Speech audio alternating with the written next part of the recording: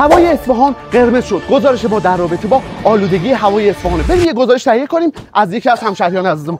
سلام علیکم. محمد آقا سلام، حالتون چطوره؟ خوب هستی؟ گزارش ما در رابطه آلودگی هوای نظرتون چیه؟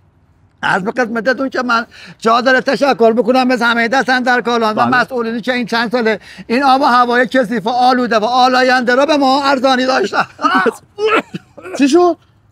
فرقم زد بیرون از بسی سرفه کردن. ای بابا، میدونی که یه طرحی داریم قراره یهوی هوای اصفهان تمیز بشه. نه نکنین این کارو. با چرا؟ اصفهانی‌ها اصلا آمادگی این کارو ندارن.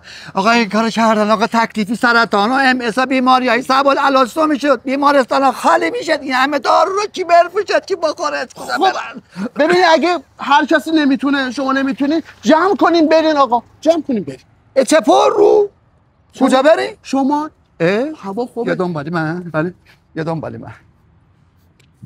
اینا میبینی؟ بله. این داداشی منه. بله. چند وقت رفت شمال کار بکنه، یه دفعه حالش بد شد. رفت دکتر گفتت بچه کجای، گفتت اصفهان، گفتت آقا این دا اومده هیچ تو خونه نیست، نه مازوت نه ازات نه دیوکسید کربن نه نیترات نصفی درد، ولی من یه دلیگافه نداشته. آره.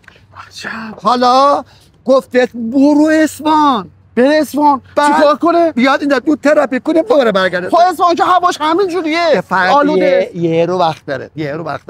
داوود بدود. های گاز بده. یه رو وقت داره.